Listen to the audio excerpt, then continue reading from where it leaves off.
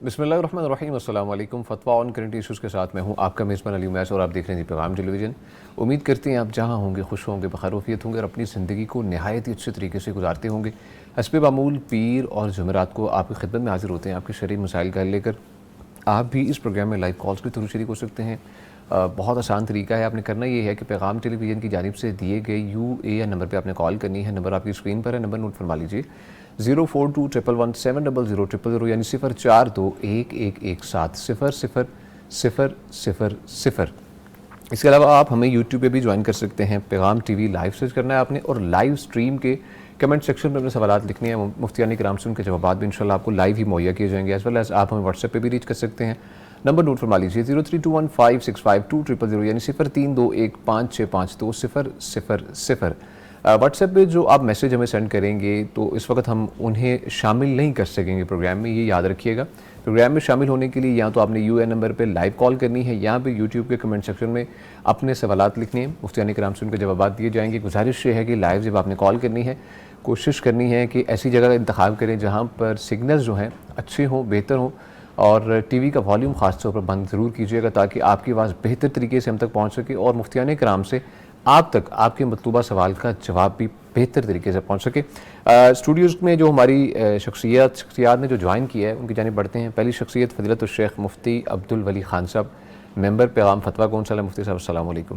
وعلیکم السلام۔ مفتی صاحب ویری ویلکم ٹو شو۔ کیسی طبیعت آپ کی؟ بارک اللہ فیکم۔ الحمد ماشاء اللہ، آپ کو ہمیشہ کی طرح دی خوشی ہوتی ہے، جزاک اللہ خیر، بہت شکریہ۔ اور ان کے ساتھ موجود ہیں جی فضیلت الشیخ مفتی جاوید اقبال سیالکوٹی حافظہ اللہ تعالیٰ، انہیں بھی خوش آمدید کہتے ہیں۔ مفتی صاحب السلام علیکم۔ وعلیکم السلام ورحمۃ مفتی صاحب دوبارہ سے آپ کو دیکھ کر بہت خوشی ہوئی، ماشاء اللہ۔ کیسی طبیعت آپ کی؟ الحمدللہ الحمدللہ، اللہ تعالیٰ آپ کو بھی خاص حفاظت میں رکھے، آمین اور اسی طرح مل بیٹھنا اور لوگوں کے لیے دین کی رہنمائی کے لیے انشاءاللہ اور اسباب فراہم کرے، جزاک اللہ خیر۔ ناظرین کرام، سوالات کی جانب بڑھتے ہیں۔ آپ کی جانب سے بھیجے گئے سوالات ہیں۔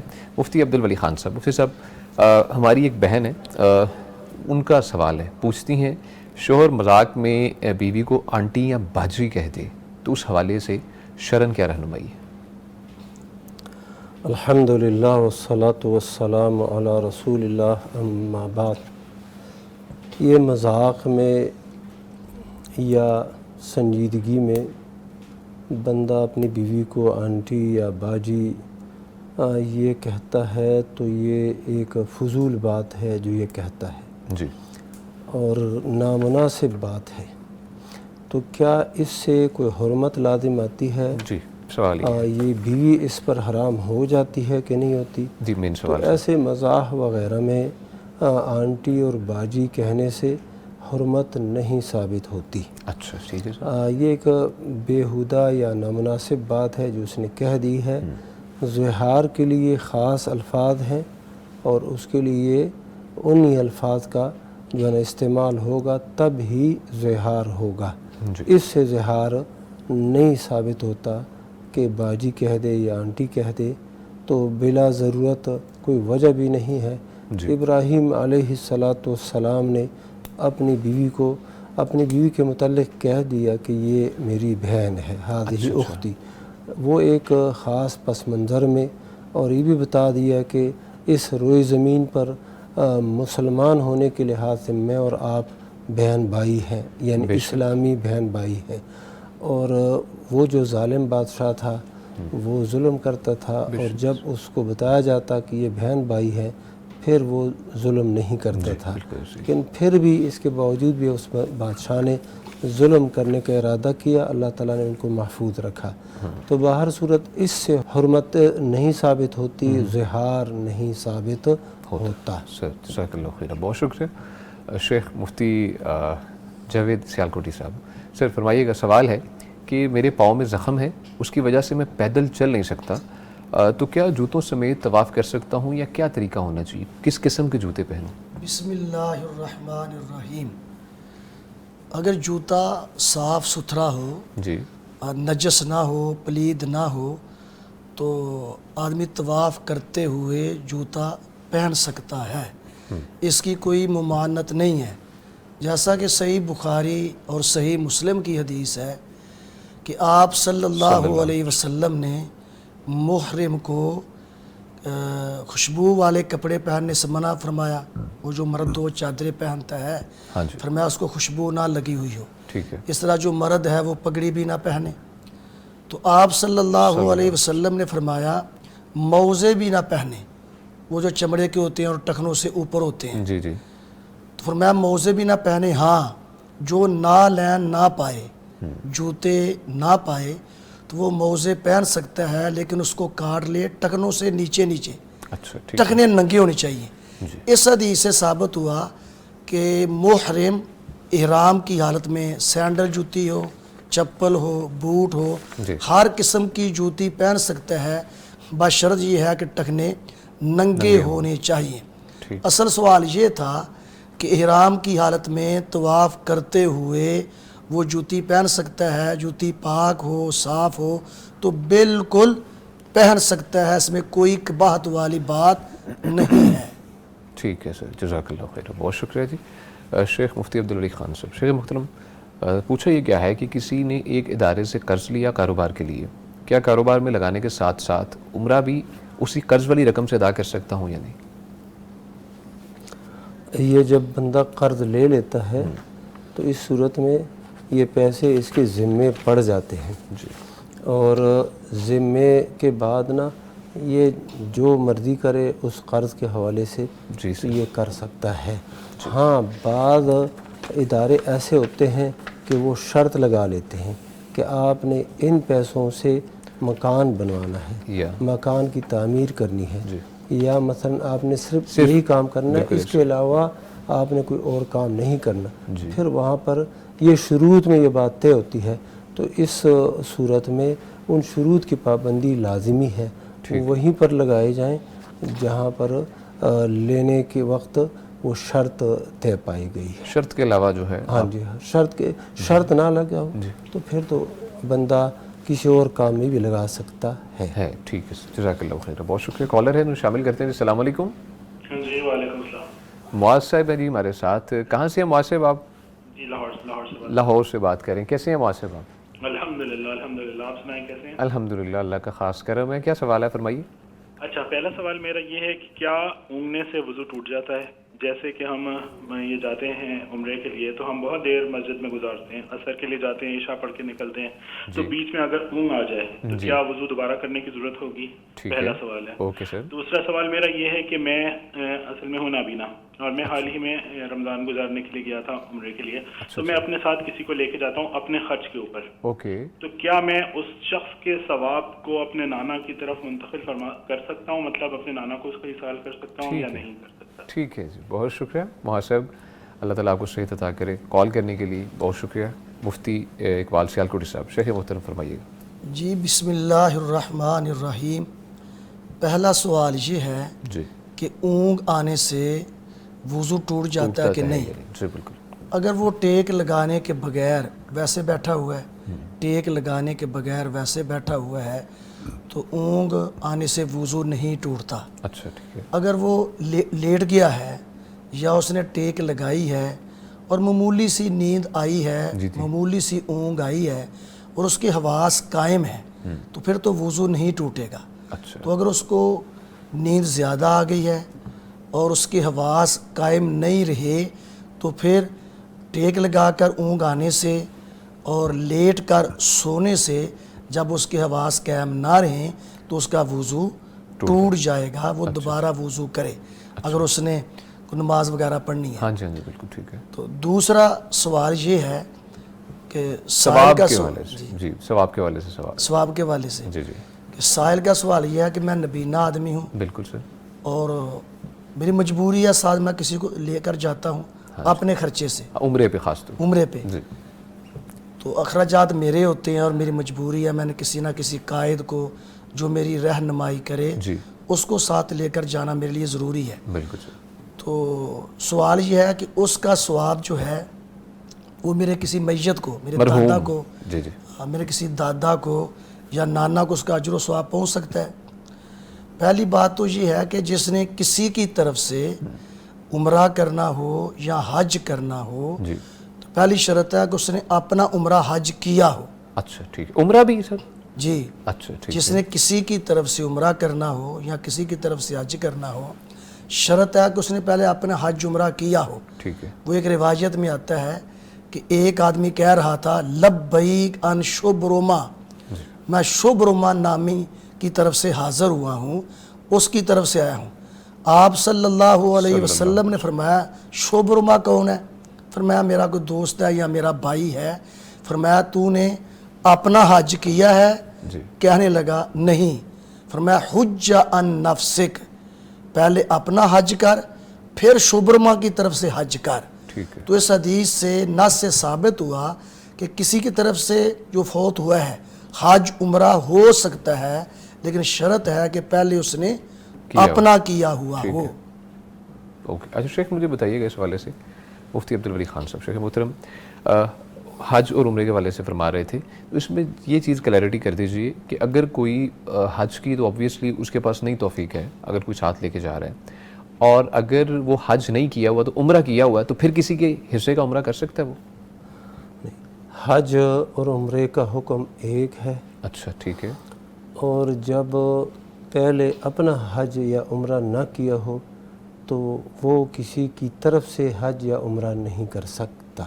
سر دونوں چیزوں میں سے فار ایگزامپل، اچھا پہلے اپنا حج اور عمرہ لازمی، اس کے بعد کسی کا عمرہ بھی اگر کرنا ہے تو اس کے بعد؟ ہاں جی، یعنی پہلے عمرہ کیا ہو تب دوسری کی طرف سے عمرہ کرنا، اچھا تب کر سکتا ہے، ہاں جی بالکل، حج کرنا ہے تو اس کے پہلے حج کیا، جو آپ نے بیسیکلی کسی کے لیے کرنا ہے وہ آپ نے پہلے آلریڈی کیا ہو اپنی زندگی میں ایک دفعہ کیا ہو۔ اور اونگ کے متعلق میں جیسے کہ شیخ صاحب نے فرما دیا، بات وہی ہے، اونگ نیند نہیں ہے، ہاں وہ خاص طور پر انہوں نے وضو بولا ہے ٹوٹتا وہاں ہے، پہ، وضو ٹوٹتا ہے نیند سے، اور یہ اونگ جو ہے نا یہ نیند کی وہ ابتدائیہ آپ کہہ دیں، وہ ابتدائیہ ہے، اس میں ظاہری حواس کچھ نہ کچھ قائم رہتے ہیں، بندے کو آواز بھی آ رہی ہوتی ہے، کوئی آہٹ وغیرہ، کوئی آ جا رہا ہے پتہ لگ رہا ہے، یہ ظاہری حواس قائم رہتے ہیں، تو یہ اونگ ہے، اس سے وضو نہیں ٹوٹتا۔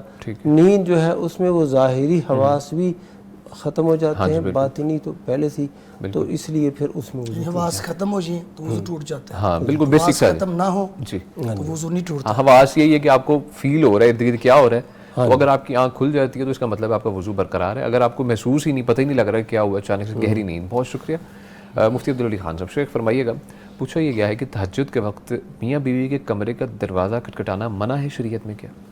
تہجد کے وقت میاں بیوی کا دروازہ کھٹکھٹانا شریعت میں منع ہے کہ نہیں ہے؟ یہ سوال ہے۔ نہیں ہے منع، شریعت میں یہ منع نہیں ہے، البتہ یہ جو ہے نا وہ حالات کو بندہ دیکھے اور اس کے مطابق وہ طریقہ عمل کرے۔ مثلا والدین ہیں، وہ چاہتے ہیں کہ میرے جو بیٹے صاحب ہیں اور اسی طرح بہو صاحب ہیں، تہجد کا وقت ہے اور اس وقت یہ نماز ادا کرے، تہجد پڑھے، تو اس کے لیے دروازہ کھٹکھٹاتے ہیں، تو پہلے سے ان کو یہ معمول کا پتہ چلنا چاہیے، یہ نہ ہو کہ ان کو معمول کا پتہ ہی نہ ہو اور پہلی دفعہ اس کو ایسے اٹھا رہے ہیں، تو پہلے ان کو بتا دیا جائے رات سوتے وقت کہ ہم نے نا آپ کو جگانا ہے تہجد کے لیے، تو اس میں پھر کوئی حرج نہیں ہے۔ جی شیخ، اس کے لیے اجازت لازمی ہے یا نہیں؟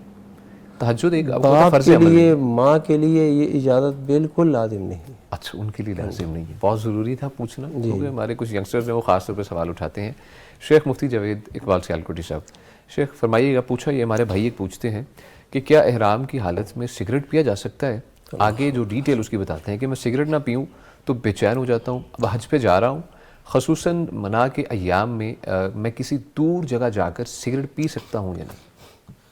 پہلی بات تو یہ ہے کہ احرام کے بعد تو اور اجتناب کرنا چاہیے گناہ سے، صغائر سے بھی اور کبائر سے بھی۔ احرام کے بعد تو مزید محتاط رہنا چاہیے اور گناہوں سے دور رہنا چاہیے۔ سگریٹ تو عام حالات کے اندر بھی پینا جائز نہیں، بغیر احرام کے عام حالات کے اندر بھی سگریٹ پینا جائز نہیں ہے۔ اس کی کئی وجوہات ہیں، ایک وجہ یہ ہے کہ یہ صحت کے لیے مضر ہوتا ہے، سب سے بڑی بات وہ سگریٹ کی ڈبی پہ لکھا ہوتا ہے کہ یہ صحت کے لیے مضر ہے اور کینسر کا بھی باعث ہے۔ جی، اور اللہ پاک قرآن مجید میں فرماتے ہیں لا تلقوا بأیدیکم الی التہلکہ، اپنے آپ کو ہلاکت میں مت ڈالو۔ تو پہلی بات تو یہ ہے سگریٹ کے حرمت کے لیے کہ یہ صحت کے لیے مضر ہوتا ہے، ہلاکت میں ڈالنے کے مترادف ہے یہ بیسیکلی تو اپنی صحت کو نقصان میں ڈالتا ہے۔ بالکل سر ایسے ہی دوسری وجہ یہ ہے کہ احادیث میں اور روایات میں آتا ہے کہ کچا لہسن جی اور کچا پیاز کھا کے مساجد میں نہیں آنا چاہیے، فرشتوں کو بھی تکلیف ہوتی ہے اور اللہ کے بندوں کو بھی، بے شک اور سگریٹ کی بدبو تو اس سے بھی زیادہ ہوتی ہے اور بری اس سے زیادہ تکلیف ہوتی ہے۔ بالکل سر تو ہر اعتبار ہر لحاظ سے بغیر احرام کے بھی سگریٹ پینا جائز نہیں ہے، وہاں تو بالاولا جائز نہیں ہے۔ مفتی صاحب اس کے بارے میں آپ بھی فرمائیے گا۔ یہ جو حج جی جی کا موسم ہے یہ تو گناہوں کو چھوڑنے کا موسم ہے، بے شک سر اور اللہ سبحانہ و تعالیٰ نے قرآن مجید کے اندر یہ فرما دیا ہے کہ جو حج کرے فلا رفث ولا فسوق ولا جدال فی الحج، حج جی فسوق بھی نہیں ہے، تو فسوق میں سے یہ چیز آتی ہے سگریٹ پینا۔ تو جب بندے نے نہ احرام باندھا ہے اور کئی دن یہ احرام کا سلسلہ جاری رہتا ہے، اور اگر کسی نے حج قران کرنا ہے تو اس کے لیے تو کافی دن وہ احرام بھی رہنا پڑے گا، یا حج افراد ہے اس کے لیے بھی کئی دن احرام میں رہنا پڑے گا۔ تو اب اگر حج تمتع بھی ہے تو یہ 5 دن تو لازماً ہے۔ ہاں جی بالکل سر اچھا جی 5 دن یعنی کہ 8 ذوالحجہ 9 ذوالحجہ 10 ذوالحجہ اس میں احرام، پھر اس کے بعد بندہ فارغ ہو جاتا ہے، یعنی 3 دن تو ہوتے ہیں، باقی جو ہے نا وہ اعمال حج ہی ہے، مینا میں رہنا۔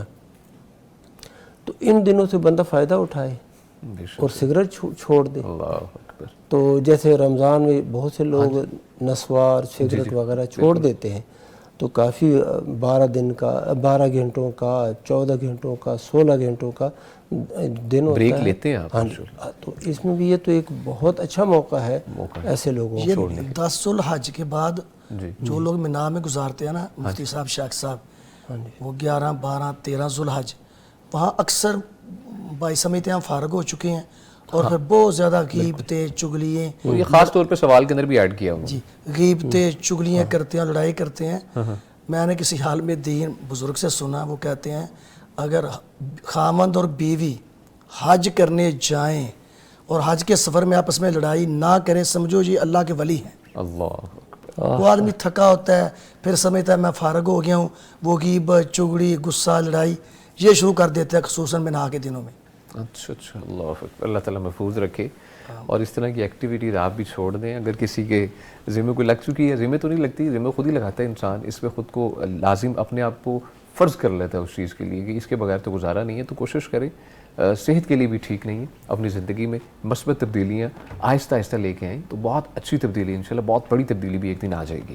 مفتی عبدالولی خان صاحب، شیخ فرمائیے گا، پوچھا یہ گیا ہے کہ بچوں کے پاس نماز پڑھ رہے ہوں تو بچے کبھی ایمرجنسی میں آواز لگا دیتے ہیں، میں بہت ڈر جاتی ہوں کہ پتہ نہیں کیا مسئلہ ہوا، تو اس صورت میں نماز کے دوران ان کی طرف دیکھا جا سکتا ہے یا نہیں؟ جب بندہ نماز میں ہو اور قبلے کی طرف رخ ہوئے، اب کوئی ایسی ایمرجنسی والی بات آ گئی تو بندہ تھوڑا سا ایسے دیکھ سکتا ہے، یعنی چہرے کو مکمل دوسری طرف نہ پھیرے، تھوڑا سا اس طرف ایسے کر کے دیکھ سکتا ہے۔ اچھا ٹھیک ہے، ہاں جی، اس طرف بھی یا اس طرف جہاں پر بھی وہ بچے ہوں تو وہ ان کی طرف توجہ کر سکتی ہے کہ کیا مسئلہ ہو گیا۔ ہاں جی اس میں انشاءاللہ مسئلہ نہیں ہے۔ اچھا سینے کا جو رخ ہے یہ نہ بدلے، باقی یہ جو چہرہ ہے اس کے اندر تھوڑی بہت جو ہے نا اس طرف دوسری طرف رخ پھیر لے تو اس میں حرج نہیں ہے۔ نہیں ہے۔ اچھا مجھے بتائیے کہ شیخ اگر بچے کو جینوئن خطرہ ہو، کسی خطرے میں مبتلا ہے، چھوٹا بچہ ہے، کرالنگ کرتا ہے، کوئی پاس ہیٹر لگا ہوا ہے، فار ایگزامپل آگ ہے، کچھ بھی پڑی ہے، اس کی طرف جا رہا ہے وہ، اور ماں کو اندازہ ہو جاتا ہے کہ کوئی خرابی کو معاملہ ہے، تو اس دوران نماز توڑ سکتی ہے یا اس دوران کیا اگر اس کی رینج میں ہاتھ کی طرف روک سکتی ہے؟ یہ قاعدہ ہے کہ جب کسی کو جان کا خطرہ ہو، یعنی مرنے کا خطرہ، نقصان پہنچنے کا خطرہ، اس صورت میں وہ اپنا ہو یا کہ پرایا، اور یہ بندہ اسے بچانے پہ قادر بھی ہو، اچھا اس کے لیے نماز توڑنا واجب ہے۔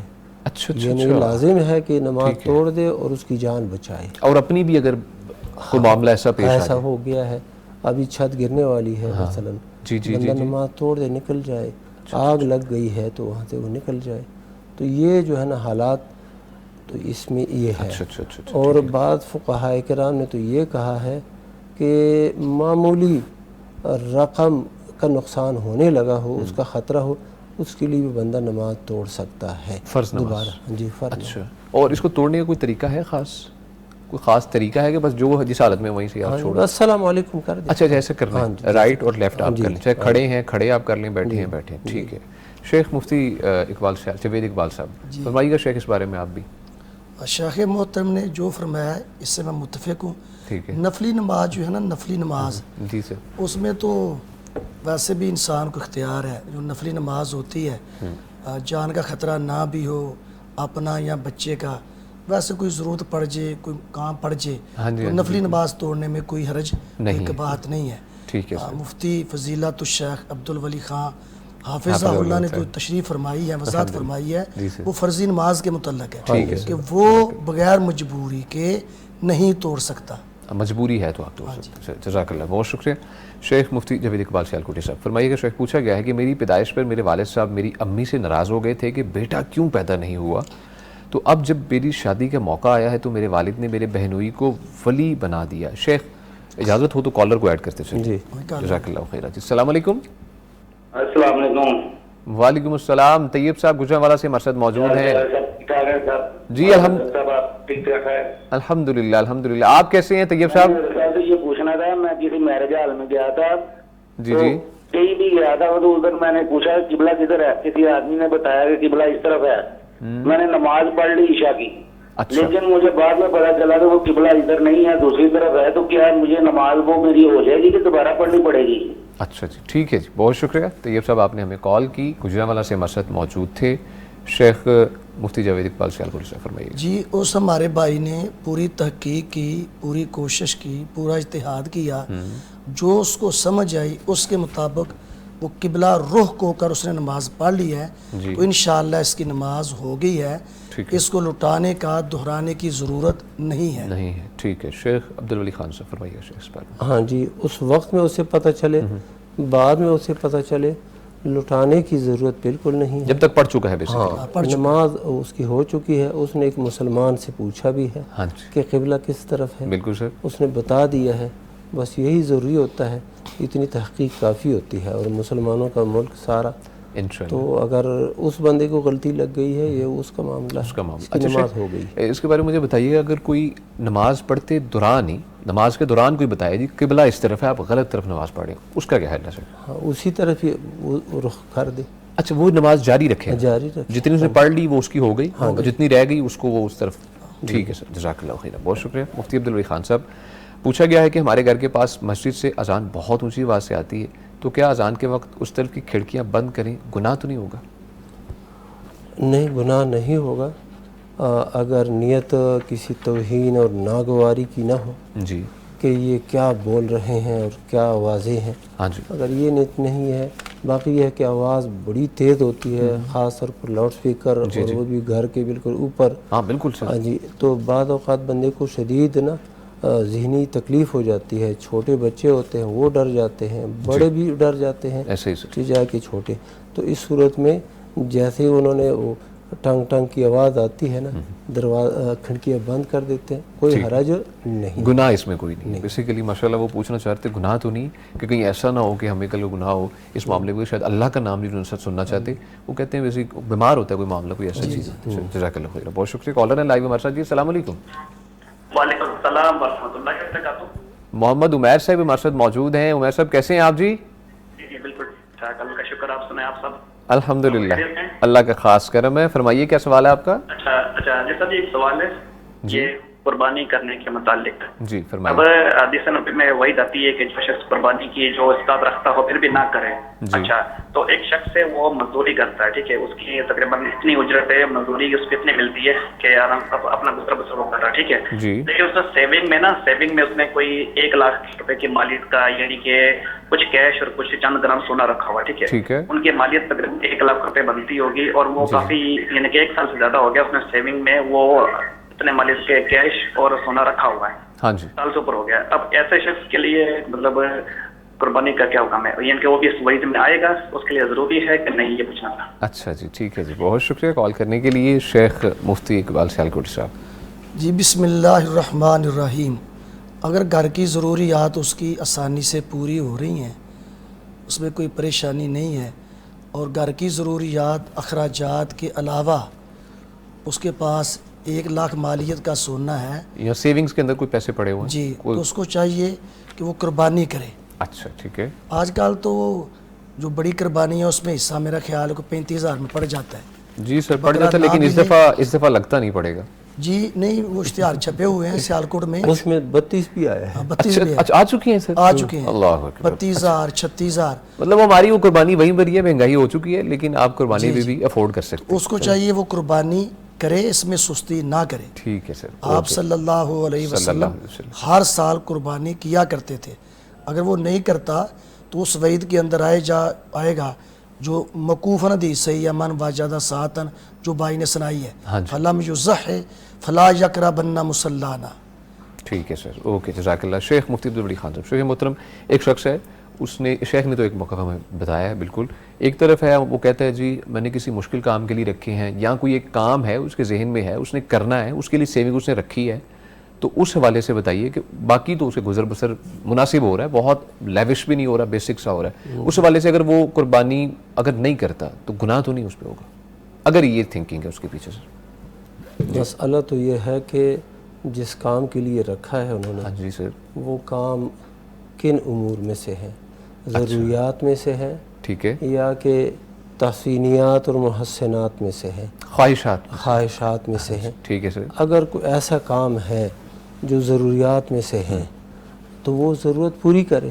اچھا, انتظار کس بات کا ہے کہ سالہ سال یہ پیسے پڑے ہوئے ہیں, سال گزر رہا ہے اور پھر بھی یہ پیسے خرچ نہیں ہوئے. شیخ صاحب, اس کا مطلب یہ ہے, جی جی, اس کا مطلب یہ ہے کہ ضرورت شدیدہ بالکل نہیں ہے, اور اس کے پاس یہ پیسے پڑے ہوئے ہیں اور گنجائش ہے, گنجائش اور بلکہ فراخی ہے, وسعت ہے, فراخی ہے, پھر بھی یہ نہیں کرتا, تو یہ جو وعید ہے شدید وعید ہے, اس سے اجتناب کرنا چاہیے. اچھا شیخ, کچھ ایسے لوگ ہیں, میں بھی جانتا ہوں, آپ بھی جانتے ہیں آبویسلی, ان کی کوئی بہت زیادہ سیلری نہیں ہے, ان کو کئی سالوں بعد لاکھ روپے جڑتا ہے, کئی سالوں بعد, مہینے میں کوئی 2,000 3,000 4,000 5,000 بڑی حد رکھ لیا, بہت چھلانگ لگا کے. تو اگر وہ اس سچویشن میں آ جائے, بیٹی کی شادی کرنی ہے, 100 معاملات ہیں, کوئی بھی معاملہ ہو سکتا ہے, اس میں اگر وہ ایسا, اس کی خواہشیں نہیں ہیں, اس نے بیسیکل ذہن میں کوئی نہ کوئی کمی بیشی کوئی معاملہ اسے سوچا ہوا یار ایسا ہو نہ جائے, تو اس صورت میں تو گناہ نہیں ہے سر. اگر واقعاً ایسی صورتحال ہے کہ اس نے یہ پیسے اس مقصد کے لیے رکھے ہیں تو وہ پیسے استعمال ہی کرے نا, بیٹے کے لیے جو چیزیں لینی ہیں ابھی سے لے لے. اچھا, تو یہ کیوں اس کو ایسے ہی رکھا ہوا ہے؟ باہر صورت یہ قربانی واجب ہے کہ سنت مؤکدہ ہے, اس بارے میں بھی اہل علم کا اختلاف ہے. اچھا, تو جو سنت مؤکدہ کہتے ہیں اس صورت میں وہ یہی کہتے ہیں کہ یہ گناہگار نہیں ہوگا. اچھا, اس میں بھی ڈیفرنٹ پرسپیکٹیو. ٹھیک ہے سر, جزاک اللہ خیر, بہت شکریہ. ناظرین کرام, آپ کی کال اور سوالات کا سلسلہ جاری ہے, یہاں پر ایک وقفہ ہے, ہمارے ساتھ رہیے گا. فاسألوا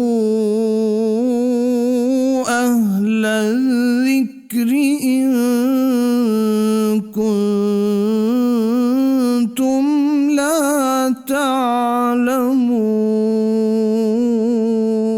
فاسألوا أهل الذكر إن كنتم لا تعلمون. ویلکم بیک جی, گفتگو کا سلسلہ آگے بڑھاتے ہیں, لیکن ایک چھوٹا سا ریمائنڈر ہے کہ آپ اس پروگرام میں لائیو کالز کے تھرو شریک ہو سکتے ہیں اور اپنے شرعی مسائل کا حل جان سکتے ہیں. آپ کو کوئی بھی معاملات ہیں, آپ کو ایسا لگتا ہے کہ بہت سے معاملات ایسے ہوتے ہیں جو کہ آپ سمجھتے ہیں لیکن اس کے باوجود کہیں نہ کہیں شک و شبہ موجود ہے, تو آپ کو چاہیے کہ آپ مفتیان کرام سے دینی رہنمائی لازمی لیں, شرعی طور پر تمام تر معاملات اپنے مائنڈ کو کلیئر کریں تاکہ آپ کے بچوں کی تربیت اور خود کی تربیت کے اندر کوئی بھی چیز حائل نہ ہو. تو ہمارے ساتھ جو شخصیات موجود ہیں آپ جانتے ہیں, ملک کے نامور مفتیان کا پینل ہمارے ساتھ موجود ہوتا ہے. کس طرح بات کر سکتے ہیں؟ سمپل سا حل ہے آپ کے لیے جی, لائیو کال کرنی ہے UN نمبر پہ, نمبر اسکرین پہ بھی آپ کو چل رہا ہے, نمبر نوٹ فرما لیجیے 04211170000 یعنی 0421117000. اس کے علاوہ آپ ہمیں یوٹیوب پہ جوائن کر سکتے ہیں, پیغام TV لائیو سرچ کیجیے, اور یوٹیوب کے کمنٹ سیکشن میں اپنے سوالات لکھیے مفتیان کرام سے، ان کے جوابات آپ کو انشاءاللہ لائیو ہی مہیا کیے جائیں گے. آپ کے جو سوالات ہیں ان کی جانب بڑھیں گے. اچھا شیخ محترم آپ کی جانب بڑھیں گے. پوچھا یہ گیا ہے کہ میری پیدائش پر میرے والد صاحب میری امی سے ناراض ہو گئے تھے کہ بیٹا کیوں پیدا نہیں ہوا. تو اب جب میری شادی کا موقع آیا تو میرے والد نے میرے بہنوئی کو ولی بنا دیا. تو کیا ایسے نکاح ہو جاتا ہے، اور کیا والد صاحب کا یہ رویہ درست ہے یا نہیں؟ انا للہ و انا الیہ راجعون. سب سے پہلے تو افسوس ہوا ہے کہ لوگوں کے اخلاق پر اور ایمان پر اولاد دینا نہ دینا، بیٹا دینا یا بیٹی دینا، یہ انسان کے بس میں نہیں ہوتا. بے شک یہ تو اللہ کے اختیار میں ہے. بے شک. کسی کو چاہے اولاد دے چاہے اولاد نہ دے، جس کو چاہے اللہ بیٹا دے جس کو چاہے بیٹی دے، بے شک سر. یہ تو بندے کے اختیار میں نہیں ہے. تو اس وجہ سے بیگم سے ناراض ہونا یہ ظلم ہے، کبیرہ گناہ ہے. اللہ بے یہ شک. بہت بڑا جرم ہے اور یہ ظلم کر رہا ہے. دوسری بات کہ بیٹے کے نکاح کے وقت اس نے اپنے داماد کو ولی بنا دیا ولی ہے بنا دیا سر. کہ تم ولی بن جا اور میرے بیٹے کا نکاح بیٹی کروا کا دے. نکاح کرواؤ. جی بے شک سر. پہلی بات ہے مرد کے لیے ولی کی ضرورت ہی نہیں ہے. یہ جو ولی کی بیٹی ہے نا بیسیکلی. بیٹی ہے، جی سر. بیٹی کے لیے بیٹی کو اس کو بیسیکلی اس نے ایکسیپٹ ہی نہیں کیا جبکہ بچی پیدا ہوئی ہے، اور شادی کی تو شادی پہ بھی اس نے اپنا ولی اس کو تصور نہیں کیا. پہلی بات ہے یہ تو اس نے بہت ظلم کیا، زیادتی کی ہے. تو دوسری بات یہ ہے کہ لڑکی کے لیے ولی کا ہونا ضروری ہے. لا نکاح الا بولیٍ، جی ولی کی اجازت کے بغیر نکاح نہیں ہے. سنن نبی داود آپ صلی اللہ علیہ وسلم نے ارشاد فرمایا ایو ممرأۃ ناکحت بغیر اذن ولیہا فنکاحھا باطل. جو عورت ولی کے اذن کے بغیر نکاح کرے اس کا نکاح باطل ہے، باطل ہے، باطل ہے. ولی کے اذن سے مراد ولی کی ولی مرضی. کی اجازت کے بغیر، اس کی رضامندی کے بغیر. جی سر بالکل. اس کا حوالہ بھی سنن نبی داود ہے. اچھا تو پہلی بات تو یہ ہے کہ ولی کی اجازت کے بغیر نکاح نہیں ہوتا. ٹھیک ہے سر. اوکے. دوسری بات یہ ہے اگر ولی وہ کسی کو اپنا وکیل مقرر کر دیتا ہے، اچھا ولی جو ہے جیسے باپ نے اپنا وکیل مقرر کر دیا اپنے داماد کو، تو یہ درست ہے. اچھا باپ کسی کو اپنا وکیل کر سکتا ہے؟ کر سکتا ہے. اچھا. اور بیٹی، لیکن وہ ڈیفرنٹ ڈیبیٹ ہے کہ بیٹی کہیں پر باپ کی ولایت جب ختم ہوتی ہے، وہ تو بالکل ڈیفرنٹ ڈیبیٹ ہے. یہ بات بھی سمجھ لیں، شریعت نے کسی پر ظلم نہیں کیا. جی سر. اگر ولی کسی جگہ پر نکاح کرواتا ہے ہاں جی. اور بیٹی رضامند نہیں ہے پھر بھی نکاح نہیں ہوگا. اچھا نکاح ہوگا نہیں سر؟ نہیں نکاح ہوگا. اچھا. اور اگر بیٹی رضامند ہے ہاں جی. اور ولی رضامند نہیں پھر بھی نکاح نہیں ہوگا. اچھا دونوں صورتوں میں نہیں؟ نکاح نہیں ہوگا. دونوں صورتوں میں ایک پیج پر ہونا لازمی، ایک پلیٹ فارم پہ. تو سوال یہ ہے کہ باپ کسی کو اپنا وکیل مقرر کر سکتا ہے، نکاح ہو جائے گا. اچھا یہ ان کے سوال کا بیسک تو مقصد یہ تھا. لیکن جو دوسرا معاملہ تھا ان کے لیے سر، والد صاحب کے لیے ان کو اللہ سے ڈرنا چاہیے، بالکل استغفار کرنا چاہیے. بہت بڑا جرم اور ظلم کر رہا ہے. یہ اللہ کے عذاب کو دعوت دے رہا ہے کہ جو اختیارات اللہ کے ہیں اس کا الزام لگا رہا ہے بیگم پر اور اس سے ناراض ہوا ہے. انا للہ و انا الیہ راجعون. یہ جو جہالت کی سوچ تھی شیخ آج بھی دیکھنے کو ملتی ہے، اور بہت زیادہ تکلیف ہوتی ہے، بہت زیادہ تکلیف ہوتی ہے. اسی لیے ہم آپ کی خدمت میں حاضر ہوتے ہیں کہ آپ ہم سے دین سیکھیں. ہمارے ساتھ مفتیان کرام کا جو پینل موجود ہوتا ہے، ملک کے الحمدللہ نامور مفتیان کرام ہے. کوشش کیا کریں جو 2 گھنٹے ہیں نا، ہم ڈیلی نہیں آتے، ہم ہفتے میں 2 دفعہ آپ کی خدمت میں آتے ہیں، تو کوشش کیا کریں ٹائم نکال کر اپنے بچوں کو، فیملی ممبر کو ساتھ بٹھایا کریں اور یہ پروگرام انہیں دکھایا کریں. انشاءاللہ نسلیں سنوریں گی انشاءاللہ اللہ کے حکم سے. یہ تو کالر ہے باپ کی بات ہے نا. جی سر. عام طور پر اگر بہو کے گھر اولاد نہ ہو یا بہو کے گھر میں بیٹی آ جائے، نہ ساس اس کو بلاتی ہے، نہ سسرال بلاتا ہے، نہ اس کا خاوند بلاتا ہے، اس کے ساتھ بولتے نہیں، اس کو گھر سے نکال دیتے ہیں. اتنی بڑی جہالت ہے. یہ جہالت ہے، جہالت ہے اور جہالت. دین سے دوری ہے. دین سے دوری بہت بڑا پہلو سر. جزاک اللہ خیر. کالر ہے ہمارے ساتھ. جی السلام علیکم. جی السلام علیکم. وعلیکم السلام. عابدہ ریاض صاحبہ ہیں جی ہمارے ساتھ. کہاں سے ہیں عابدہ ریاض صاحبہ؟ جی ہم پاک پتن سے بولتے ہیں بھائی. جی جی بہن فرمائیے کیا سوال ہے آپ کا؟ بھائی میں نے نا مفتیان کرام سے دعاؤں کی درخواست ہے. اچھا فرمائیے کس حوالے سے دعا کروانا چاہ رہی ہیں آپ؟ بھائی ایک تو ہمارے گھر میں نا جادو کا مسئلہ ہے. اللہ اکبر. جادو کا معاملہ ہے. اچھا جی اور ایک نا میرے میاں کا کاروبار ہے، بڑا بیٹا 25 سال کا، اسے بھی کوئی کام نہیں مل رہا. اچھا بہن مجھے بتائیے گا کہ آپ کو کسی نے بتایا کہ آپ کے گھر میں جادو ہے؟ کیسے پتہ چلا آپ کو کہ آپ کے گھر میں جادو ہوا ہے؟ بھائی اصل میں نا میرے بچے پڑھتے ہیں نا، ہاں جی. فون پر نا خون کے چھینٹے آتے ہیں. کیا آتے ہیں جی؟ خون کے چھینٹے. اللہ اکبر، خون کی یونیفارم دھو کے رکھ دیتے ہیں نا، اندر رکھتے ہیں اندر، تو پھر بھی فون پہ چھینٹے آ جاتے ہیں، میری بچی کے کتابوں میں ٹک لگ جاتے ہیں، اللہ اکبر جی، ٹھیک ہے ٹھیک ہے، کافی مسائل ہے، اور نا بھائی دعا خصوصی کروا دیجیے گا، جانے کے بعد نا ہمارا کاروبار 25 سال سے بہت مشکل میں ہے۔ اللہ اکبر، اللہ تعالیٰ آسانیاں کرے۔ بہت شکریہ بہن، آپ نے ہمیں کال کی۔ عابدہ ریاض صاحب ہمارے ساتھ موجود تھی پاک پتن سے۔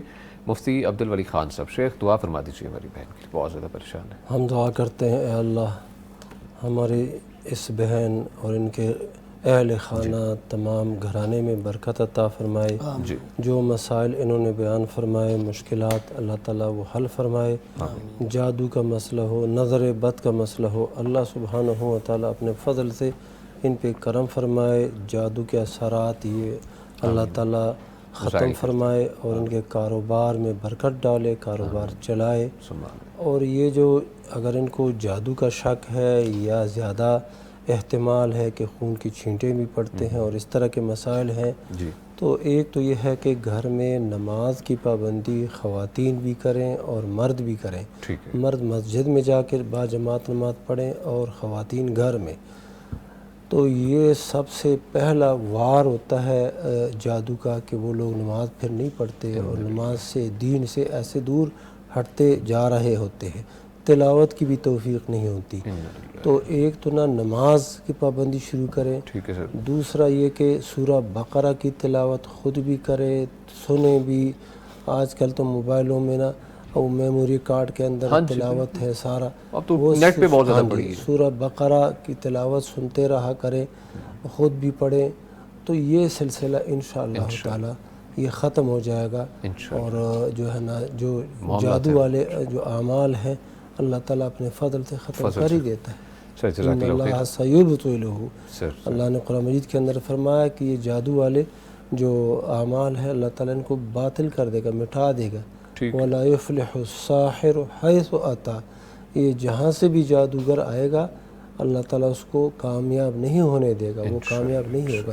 لیکن شرط یہ ہے کہ بندہ کوئی تلاوت، نماز کی پابندی، اذکار کی پابندی، صبح و شام کے جو اذکار ہیں، نمازوں کے بعد کے اذکار ہیں، ان کی پابندی بہت ضروری ہے، بہت ضروری ہے۔ بہت شکریہ جی مفتی جاوید اقبال سیالکوٹی صاحب۔ شیخ اس کے بارے میں فرمائیے گا آپ بھی۔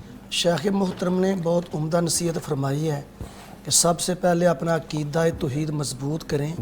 ٹھیک ہے حدیث میں آتا ہے جادو ہو جاتا ہے، سحر و حقن، اس میں کوئی شک شبہ نہیں، لیکن جادو ہوتا بھی اللہ کے اذن سے ہے اور جاتا بھی اللہ کے اذن سے ہے۔ سب سے پہلے تو یہ بات ذہن نشین کرنی، سب سے پہلے یہ بات ذہن میں رکھیں کہ جادو ہوتا بھی اللہ کے اذن سے ہے اور جاتا بھی اللہ کے اذن سے ہے، کرنے والے کو بھی اللہ آزماتے ہیں۔ جس پر جادو ہوا ہے وہ بھی اس میش میں ہے کہ جادو کا طور کرتے کرتے خود تو نہیں شرک میں مبتلا ہو جاتا۔ بہت بڑی بات۔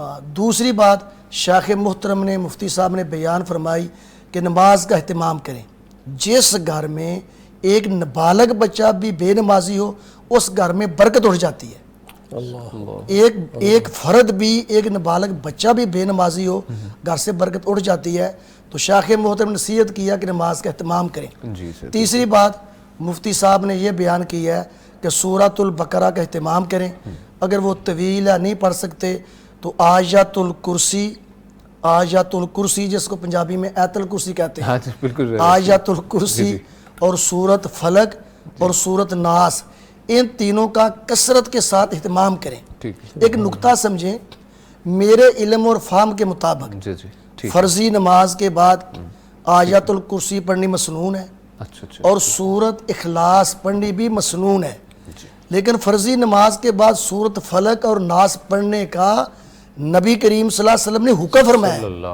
سنن ابی داود میں روایت ہے کہ ہر فرضی نماز کے بعد آپ صلی اللہ علیہ وسلم نے سورۃ فلق اور ناس کو پڑھنے کا آرڈر دیا، حکم دیا ہے۔ اچھا یہ سنت وغیرہ نہیں، آرڈر ہے، آرڈر ہے۔ سنن ابی داود میں صحیح حدیث ہے، سند اس کی حسن ہے۔ تو خلاصہ یہ ہے کہ آیت الکرسی اور سورۃ فلق، سورۃ ناس کثرت سے گھر والے پڑھے اور چلتے پھرتے، فارغ بیٹھتے، گاڑی چلاتے ہوئے، لیٹتے ہوئے کثرت سے پڑھے۔ لا حول ولا قوت الا باللہ، لا حول ولا قوت الا باللہ۔ اللہ انشاءاللہ کرم فرمائیں گے.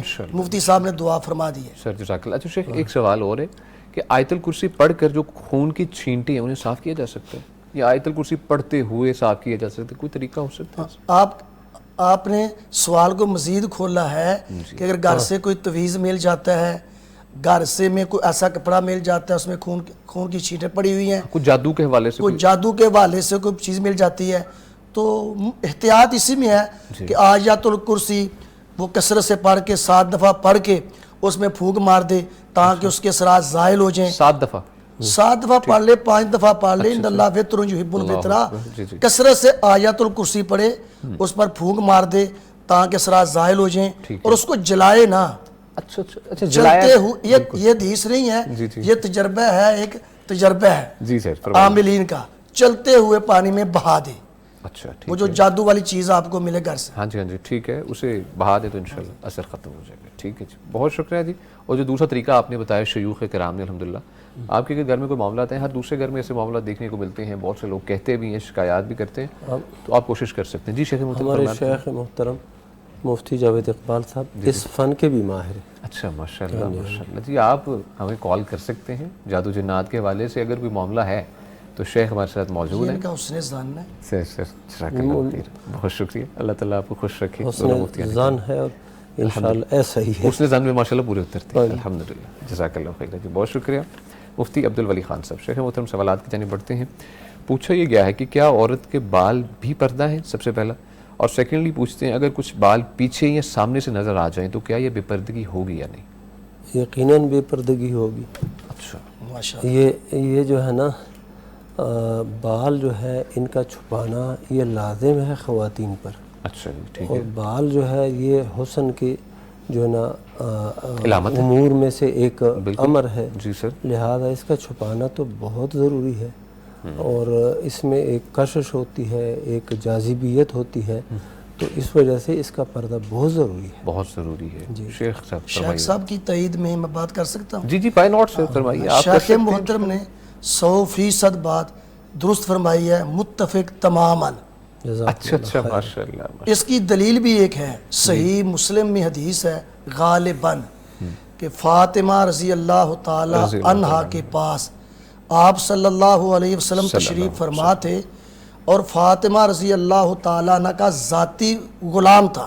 اچھا, ذاتی غلام سے پردہ نہیں ہوتا اگر عورت کا ذاتی غلام ہو. اچھا ذاتی, یہ کوئی کانسیپٹ ابھی نہیں ہے, یہ ویسے کلیئر ہے. وہ کئی نوکر جو گھر میں آتے ہیں معاملہ تو نہیں, نوکر نہیں, وہ بعد میں سمجھاتا ہوں غلام کیا تھے کس کو. جی سر فرمائیے. صحیح مسلم میں حدیث ہے کہ عائشہ رضی اللہ تعالی عنہا کبھی سر ڈانپتی تو پاؤں ننگے ہو جاتے, پاؤں ڈانپتی تو سر ننگا ہو جاتا. اس کشمکش میں تھی, تو آپ صلی اللہ علیہ وسلم نے فرمایا تجھے پریشانی لینے کی ضرورت نہیں, تیرے کمرے میں تو صرف محرم ہے, جیسے پردہ فرض نہیں, تیرا باپ ہے اور تیرا غلام ہے. تو اس حدیث سے اس بات ثابت ہوئی کہ مفتی صاحب نے صحیح فرمایا بالوں کا بھی پردہ ہے. باقی رہ گیا غلام لونڈی کسے کہتے ہیں. ہاں جی سر, آج کل جو بعض جاہل لوگ جہال یہ سمجھتے ہیں گھر میں جو خادم ہوتا ہے یا خادمہ ہوتی ہے وہ غلام لونڈی ہے. یہ نہیں ہے. اچھا یہ تو آزاد ہے, ان کی تو پوری حیثیت ہے, پوری آزاد ہے. وہ کفار سے جہاد ہو, ان کے مرد عورتیں جو پکڑی جائیں, جو خلیفہ ہے شرعی امیر ہے وہ کسی ایک کو دے دے, مرد کو غلام کہیں گے, عورت کو لونڈی کہیں گے. جی بالکل سر, لیکن یہ بھی ہمیں بتاتے چلیں اپنے ویورز کو, اس کا تصور نہیں ہے. انٹرنیشنل جو قوانین ہیں وہ بھی اس کی اجازت بالکل نہیں دیتے, تو اس کا تصور ہی ختم ہے. تو اگر کوئی ایسی کوئی بات ہے اور مشابہ آپ کو لگے کوئی شک و شبہ ہو تو یہ کلیئر کر لیں, غلامی کا تصور آج کے دور میں نہیں ہے. سر آگے سوالات ہیں جی, ان کی جانب بڑھتے ہیں. شیخ محترم, میں جادو جنات کے والے سے ایک بات چل رہی تھی, کیونکہ پردے کے والے سے بات چل رہی تھی, دونوں شیوخ سے انشاءاللہ میں پوچھوں گا. شیخ محترم فرمائیے گا کہ خواتین اکثر یہ کہتی ہیں اور کہا جاتا ہے جو ہمارے بڑے ہیں کہ بال کھلے نہ چھوڑو, گھر کے اندر بھی ویسے بھی آپ نہ چھوڑیں. وہ کہتی ہیں اس پہ جادو بہت جلدی ہو جاتے ہیں, یا جن جو ہیں وہ اس کے اندر آ جاتے ہیں, کوئی ایسا معاملہ کہا جاتا ہے. سر اس حوالے سے ہے کوئی حقیقت اس کی؟ شریعت میں تو ایسی کوئی بات نہیں ہے. اچھا, کھول سکتے ہیں, تجربہ آپ کہہ سکتے ہیں, بال کھول سکتے ہیں. اور یہ بھی کہا جاتا ہے کہ عورتوں کو کنگھی کر کے بار بار نہیں پھینکنے چاہیے.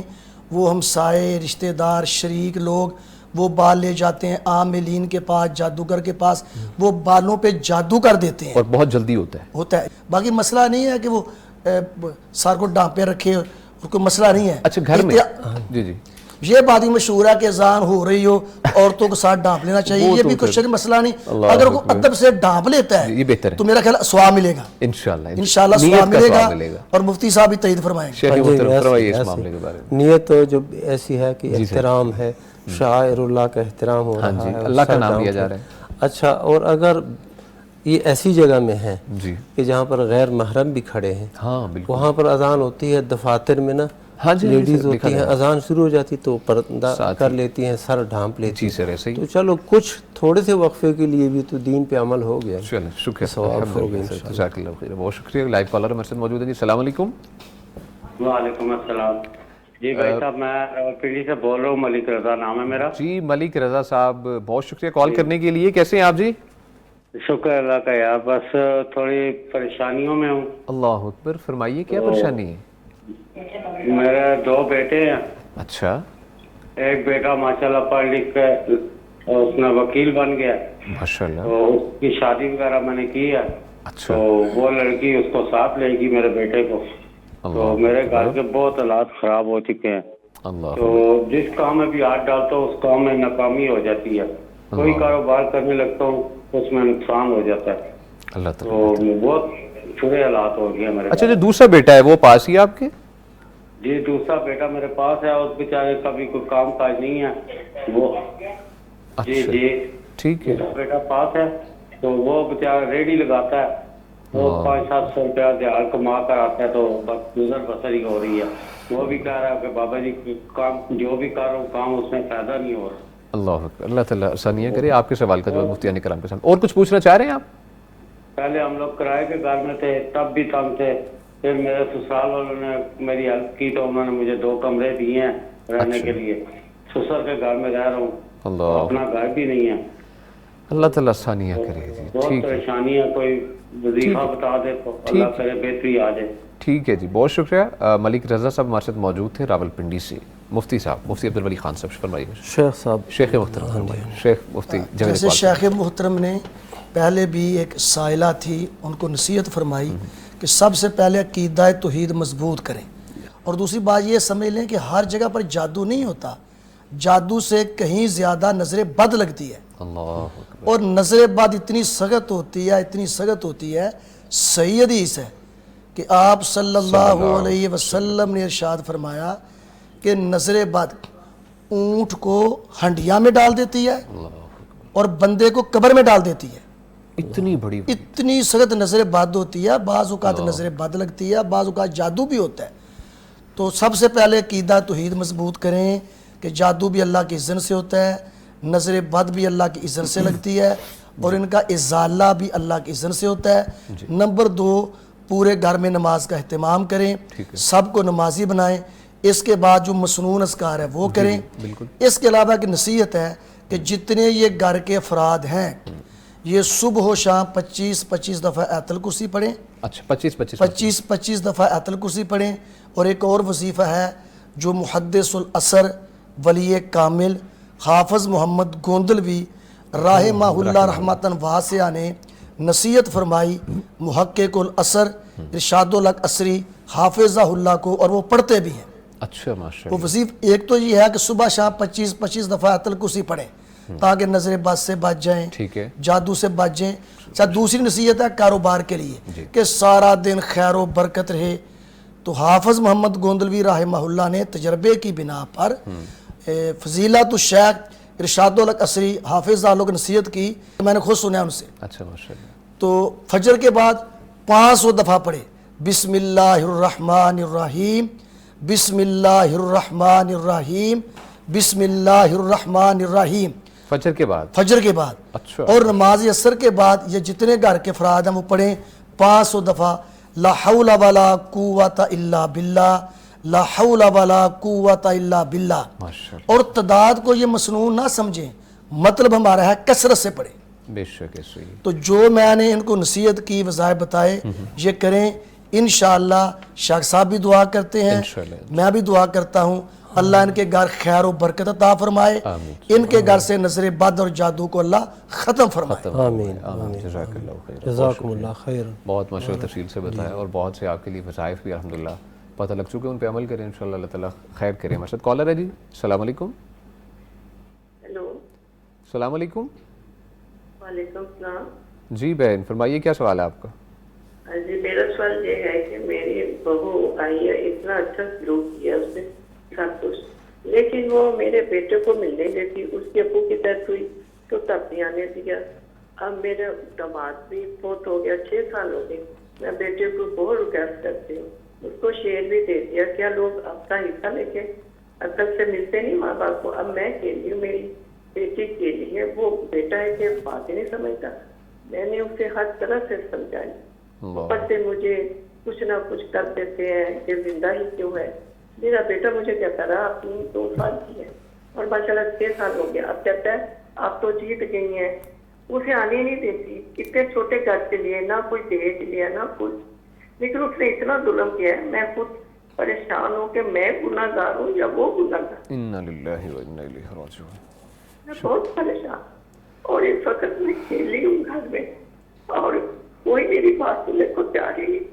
آگے سے بہو کہتی میں آپ کو کھیلا کر دوں گی، واقعی کھیلا کرتی ہوں اس نے، کوئی مجھے پسند ہی نہیں کرتا جب اس سے بولتی ہوں، اور سب دولت مانگتے ہیں، حصہ مانگتے ہیں، ابو کے حصے سے سب کو دے دیا، اس کو بھی دے دیا کہ جو خوش ہو جائے چلو آرام سے ملے، لیکن پھر بھی عمل نہیں ہے۔ اب میرے ابو کا میرے پاس تھوڑا سا ہے تو وہ بھی مانگتا ہے، وہ میں نہیں دیتی، میں کہتی ہوں کہ جب اس سے اتنا کچھ لے لیا، کروڑ روپیہ لے گیا، اور اس کو ابو نے بھی 30-40 کاروبار کے لیے دیا، وہ بھی اڑا دیا۔ اور ایسے لوگوں، ایسے اولادوں کو کیا ماں باپ گناہ گار ہے یا وہ گناہ گار؟ اللہ اکبر، اللہ اکبر۔ شکریہ بہن کال کرنے کے لیے، اللہ تعالیٰ آپ کے لیے آسانیاں فرمائے۔ شیخ مفتی نہایت افسوس والی بات ہے کہ اپنی اولاد جو ہے وہ والدین کے ساتھ ایسا سلوک کرنے پہ اتر آئے۔ بے شک قرآن مجید کے اندر اللہ سبحانہ و تعالیٰ نے اپنے حق کے بعد جس حق کو ادا کرنے کا حکم دیا ہے وہ والدین کا حق ہے۔ وَقَضَىٰ رَبُّكَ أَلَّا تَعْبُدُوا إِلَّا إِيَّاهُ وَبِالْوَالِدَيْنِ إِحْسَانًا، والدین کے ساتھ حسن سلوک کرو، اور اسی طرح وَوَصَّيْنَا الْإِنسَانَ بِوَالِدَيْهِ حُسْنًا، ہم نے تاکیدی حکم دیا ہے کہ انسان کو کہ اپنے والدین کے ساتھ بھلائی کرو، اور اللہ سبحانہ و تعالیٰ نے یہاں تک فرما دیا ہے کہ ان کو اف تک بھی نہیں کہنا۔ بے شک، یعنی اگر کوئی ناگواری تجھے محسوس بھی ہو جائے تو ان کے سامنے اس ناگواری کا اظہار اف کر کے بھی نہیں کرنا، تو مارنا اور پھر اس طرح بدتمیزی کرنا اور دولت نہ ملنا، ملاقات نہ کرنا، یہ تو نہایت ظلم ہے۔ اور اللہ سبحانہ و تعالیٰ نے یہ والدین کا جو لفظ بولا ہے اس کے ساتھ یہ بھی نہیں کہا کہ یہ صالح ہوں، نیک ہوں تب یہ کرنا ہے، نہیں، والدین ہیں وہ جیسے بھی ہے، بلکہ اللہ سبحانہ و تعالیٰ نے یہ بھی فرما دیا ہے کہ والدین ہیں مشرک ہیں، کافر ہیں، اور ایسے کافر ہیں کہ بیٹے کو بھی اولاد کو بھی شرک کی دعوت دیتے ہیں، تو ان کی یہ بات نہیں ماننی، باقی ان کے ساتھ بھی معروف طریقے سے رہنا ہے، حسن سلوک کرنا ہے۔ وَإِن جَاهَدَاكَ عَلَىٰ أَن تُشْرِكَ بِي مَا لَيْسَ لَكَ بِهِ عِلْمٌ فَلَا تُطِعْهُمَا، اور ساتھ ہی فرما دیا وَصَاحِبْهُمَا فِي الدُّنْيَا مَعْرُوفًا، اگر والدین تجھ پر کفر اور شرک میرے ساتھ شریک ٹھہرانے پر زور دے دے تو تم نے ان کی بات نہیں ماننی۔ اچھا ہاں، وَصَاحِبْهُمَا فِي الدُّنْيَا مَعْرُوفًا، دنیا کے اندر ان کے ساتھ اچھا برتاؤ کرنا ہے، دستور کے مطابق رہنا ہے۔ تو یہ جو بیٹا ہے، جو رویہ اس نے اختیار کیا ہے، جس بہو نے یہ جو سلسلہ شروع کیا ہے، ظلم در ظلم ہے، اس بیٹے کے لیے یہ ڈر ہے ہمیں کہ دنیا کے اندر اسے بہت سخت سزا مل جائے۔ حدیث میں بھی یہ آتا ہے نا کہ 2 قسم کے جرائم ہیں کہ ان کی سزا اللہ سبحانہ و تعالیٰ دنیا کے اندر بھی دے دیتا ہے اور جلدی دے دیتا ہے، اور آخرت کے اندر اس کے لیے الگ عذاب ہے، الگ سزا ہے۔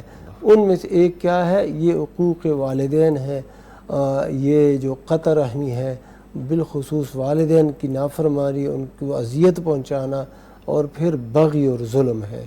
تو ہمارا تو مشاہدہ ہے، ہم دیکھتے ہیں جو لوگ ظالم ہوتے ہیں نوجوانی میں ختم ہو جاتے ہیں۔ یہ جو ڈاکو ہوتے ہیں، بدمعاش ہوتے ہیں، اکثر وہ ان کی نا 20-25 سال 30 سال عمر ہوتی ہے، دنیا سے وہ قتل ہو کے چلے جاتے ہیں۔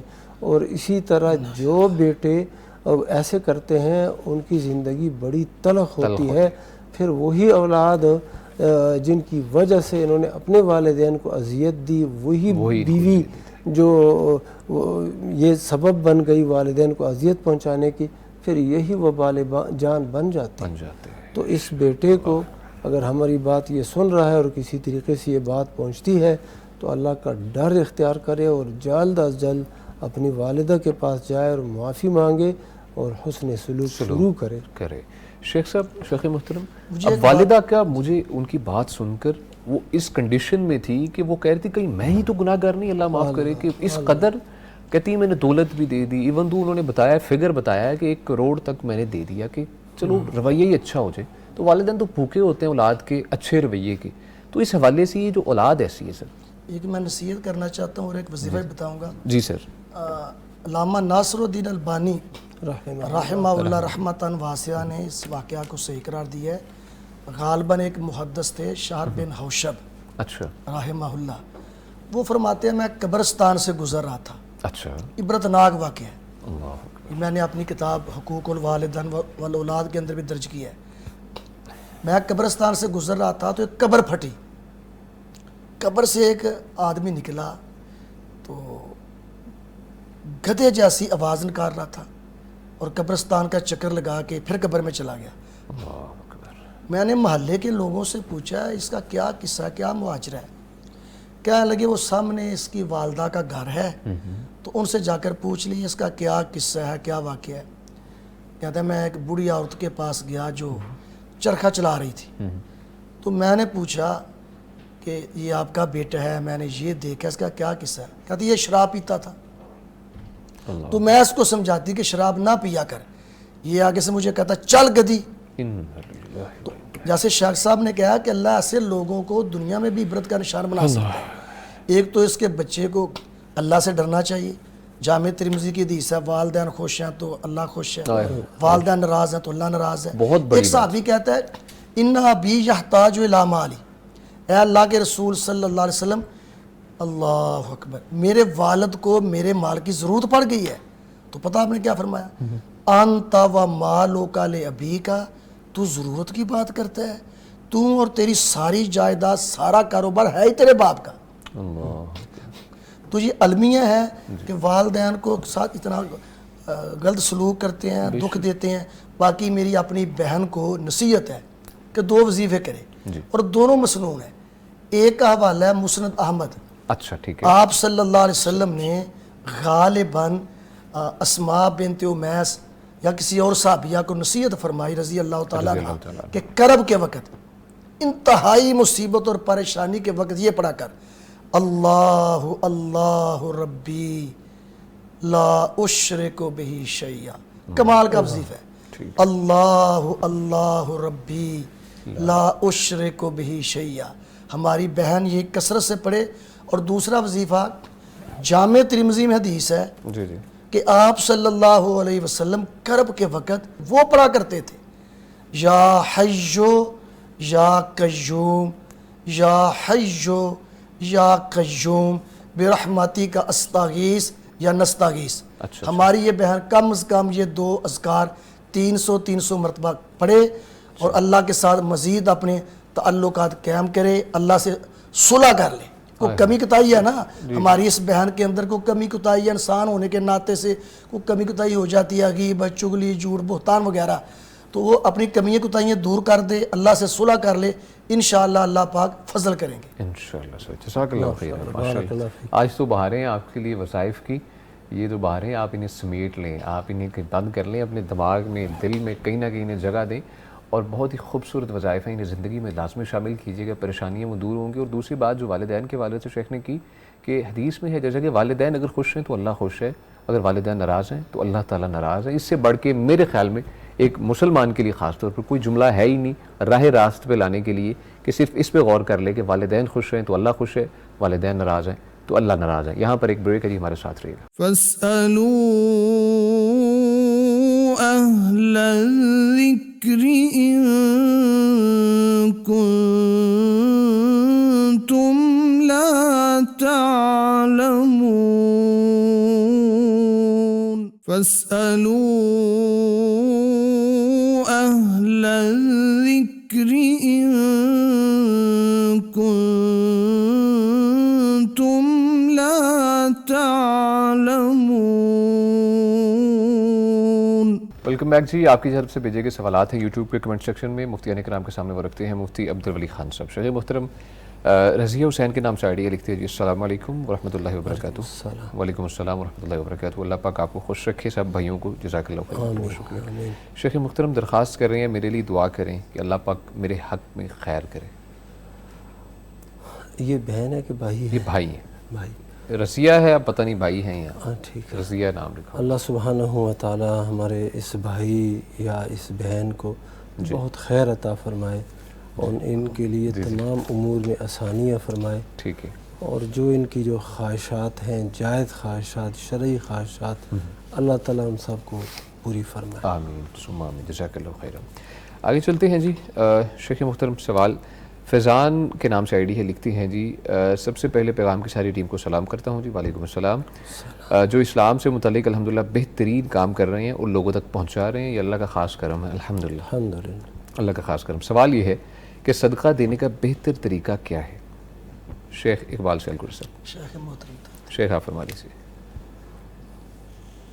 سب سے بہتر طریقہ حدیث میں آتا ہے کہ قیامت کے دن 7 قسم کے لوگ ہوں گے جو اللہ سبحانہ و تعالیٰ کے عرش کے سائے کے تحت ہوں گے۔ اچھا، ان میں سے ایک شخص وہ ہے جو صدقہ دیتا ہے دائیں ہاتھ سے، اس حال میں کہ بائیں ہاتھ کو بھی پتہ نہیں چلتا۔ مقصد اس کا یہ ہے کہ خفیہ طریقے سے صدقہ دیتا ہے، جی، احسان بھی نہیں جتلاتا، لوگوں کو بتاتا بھی نہیں ہے، تو یہ سب سے بہتر صدقہ ہے۔ اچھا، یہ تو وہ کیفیت کا جو جواب ہو گیا کہ کس کیفیت کے ساتھ بندہ صدقہ کرے۔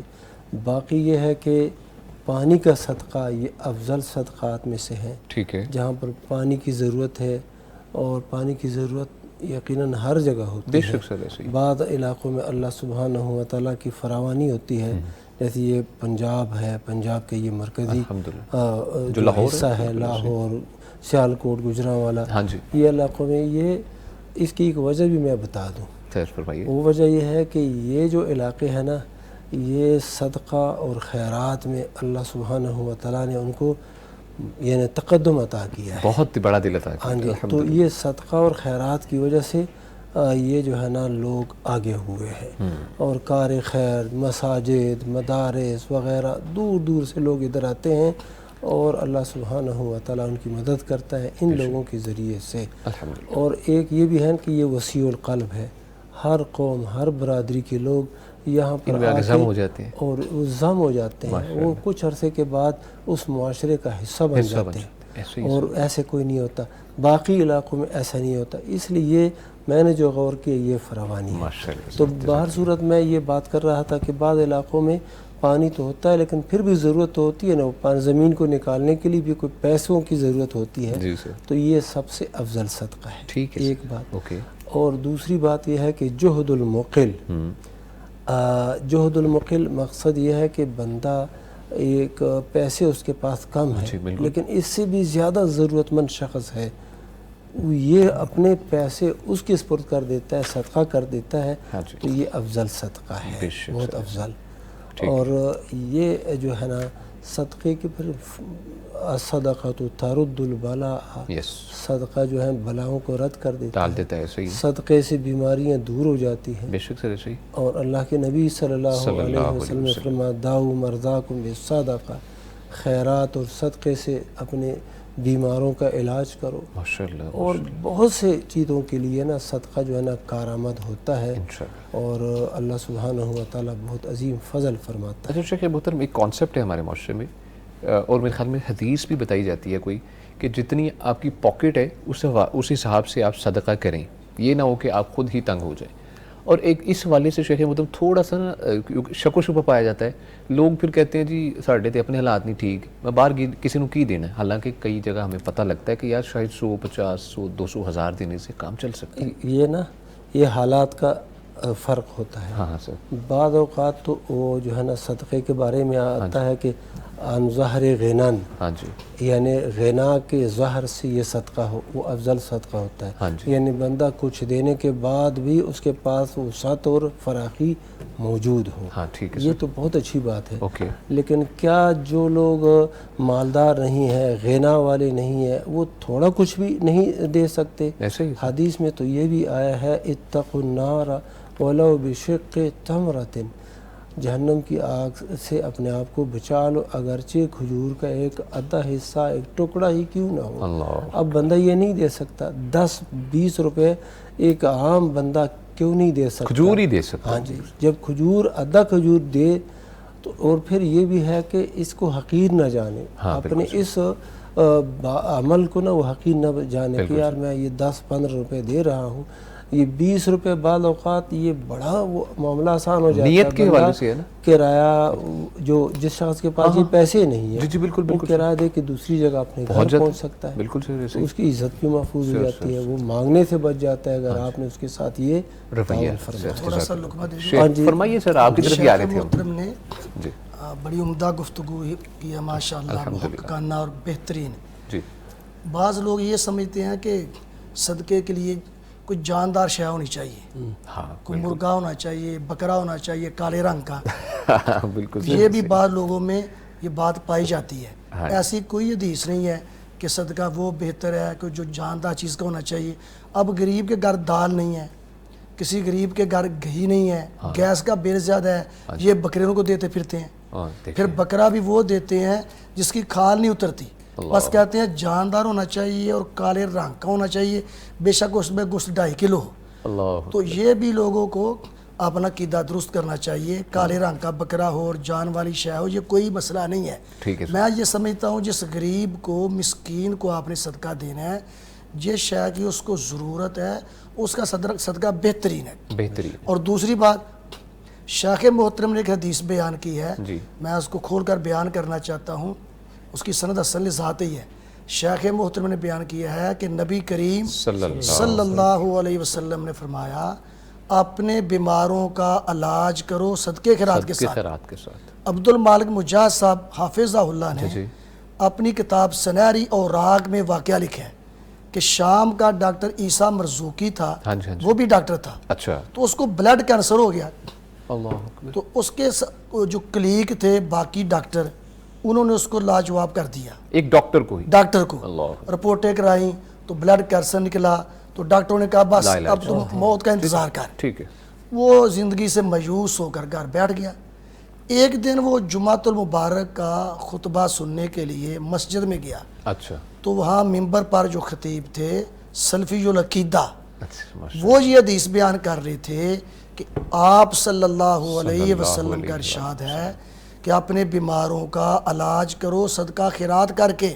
ڈاکٹروں کا ہم اتنے پیسے دیتے ہیں، بہت زیادہ، ادھر ہماری توجہ نہیں ہے، بالکل بھی نہیں۔ اچھا جی، اس نے پہلے تحقیق کی، وہ سلفی العقیدہ تھا کہ اس کی سند بھی صحیح ہے کہ نہیں، ہاں ماشاءاللہ، مطلب یہ ہے کہ واقعی یہ نبی کریم صلی اللہ علیہ وسلم کے الفاظ ہیں۔ تو جب اس کو پتہ چلا کہ اس کی سند درست ہے، یہ آپ صلی اللہ علیہ وسلم کی واقعی حدیث ہے، تو اس نے اپنے محلے میں ایک سفید پوش غریب انسان کو تلاش کیا اور اس کے گھر کے اخراجات چلانے شروع کر دیے چپکے سے، جیسا کہ شیخ محترم نے حدیث بیان کی صحیح بخاری کی کہ 7 آدمی سبعۃ یظلھم اللہ فی ظلہ یوم لا ظل الا ظلہ، کہ قیامت کے دن اللہ پاک 7 خوش نصیبوں کو اپنے عرش کا سایہ نصیب فرمائیں گے۔ تو شیخ محترم نے، مفتی صاحب نے حدیث بیان کی کہ ان 7 خوش نصیبوں میں ایک وہ تھا جس نے دائیں ہاتھ سے صدقہ کیا، اتنا چھپایا کہ بائیں کو پتہ نہیں چلا، اس نے نا چپکے سے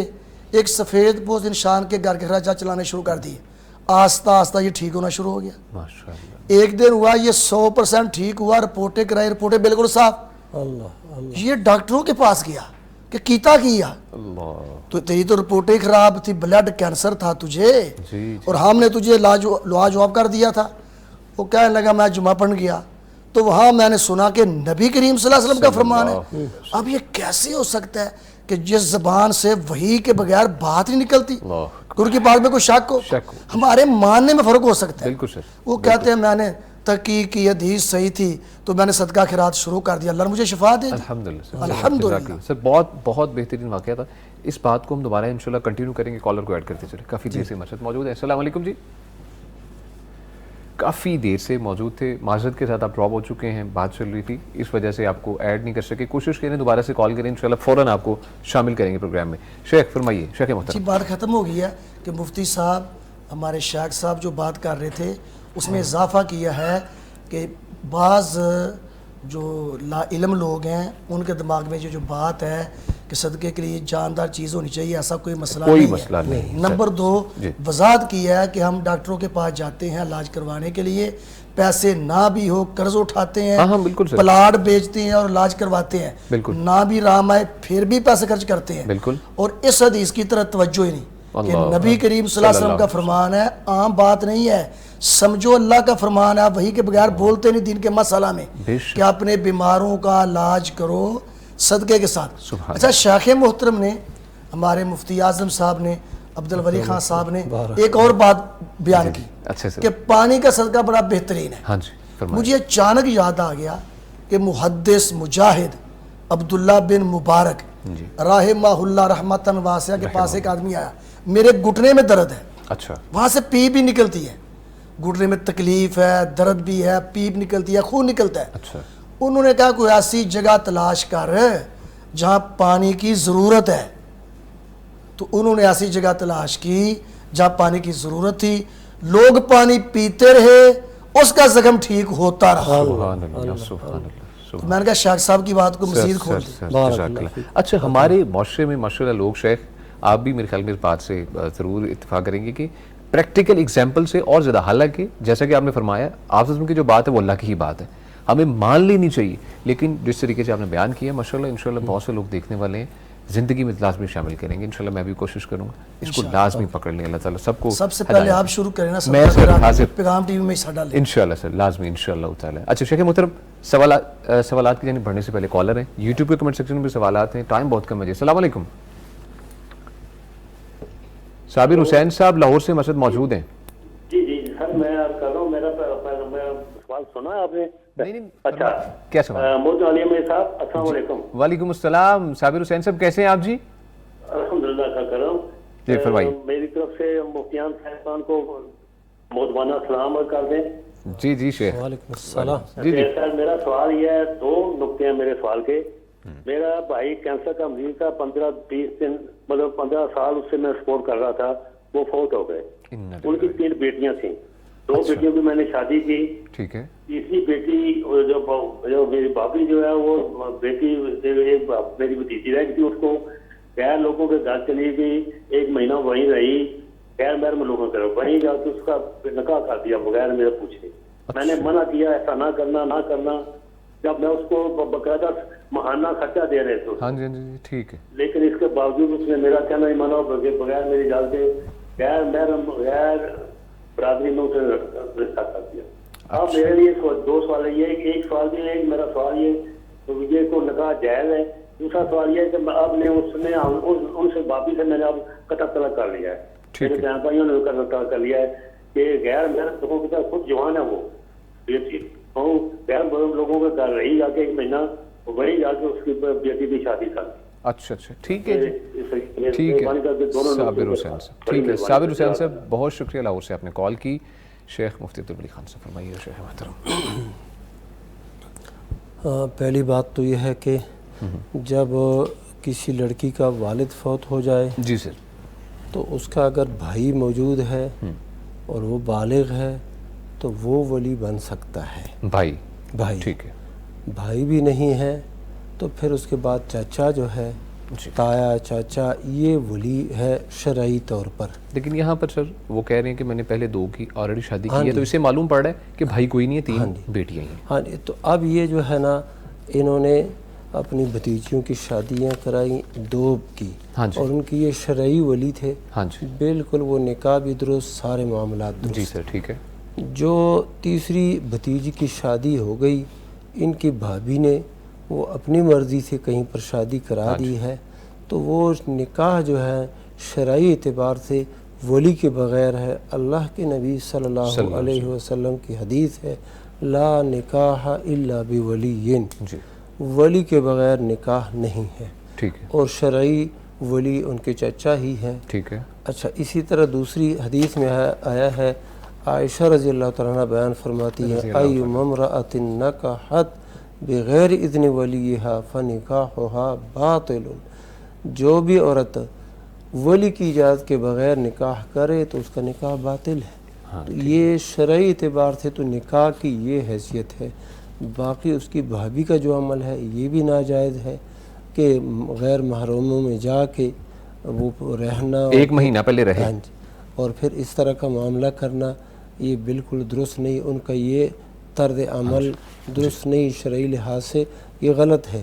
جہاں پر شادی ہوئی ہے ان لوگوں کو, اس داماد کو چاہیے کہ آ کے یہ لڑکی کے چاچے سے باقاعدہ ملے, معافی بھی مانگے, اور پھر جو شرعی طریقہ ہے اس کے ساتھ نکاح کریں, تب یہ نکاح جاری ہوگا. اچھا شیخ, اس میں دوسرا طریقہ یہ ہو سکتا ہے, پاسبلٹی ہے, ہمیں دونوں ویوز کو دیکھنا چاہیے. اگر خاتون کہیں شادی کرنا چاہتی تھی لیکن ان کے چچا جو ہیں وہ وہاں پر نہیں کرنا چاہتے, وہ کہیں اور کرنا چاہتے ہیں, جہاں وہ کرنا چاہتے ہیں وہاں یہ نہیں چاہتی, جہاں یہ چاہتے تھے وہ نہیں, تو اگر یہ کوئی معاملہ ہو. ہاں جی, شیخ محترم مفتی جاوید اقبال حفظہ اللہ نے انہوں نے پہلے بھی بتا دیا ہے کہ اس طرح کی لڑکی جو ہوتی ہے نا, اگر اس کی مرضی کہیں پہ نہیں ہے تو ولی جبر نہیں کر سکتا. اور اسی طرح اگر لڑکی کی مرضی ہے ولی جبر نہیں کر سکتا, ولی کی مرضی نہیں ہے تو لڑکی اپنی مرضی نہیں کر سکتی. دونوں کی رضامندی اس حوالے سے ضروری ہے. ٹھیک ہے سر. وجہ یہ ہے کہ جس نکاح میں ولی ہونا اس نکاح میں برکت ہے, کیونکہ یہ شریعت کے مطابق نکاح ہے. کل اگر کوئی مسئلہ پیش بھی آتا ہے تو ان کا باپ ہے, چاچا ہے, چاچا باپ کی جگہ میں ہوتا ہے, تو یہ پوچھے گا, مسائل معلوم کرے گا اور پھر انہیں حل کرے گا. تو ان کو بھی کوئی ڈر ہوگا کہ اس لڑکی یہ ایسی لاوارث نہیں ہے بلکہ ان کا تو ہے, چاچا ہے اور صاحب حیثیت آدمی ہے, تو یہ مسائل ایسے. اچھا, اب یہ کہتے ہیں میں نے ان کے ساتھ ترک تعلق کر دیا ہے.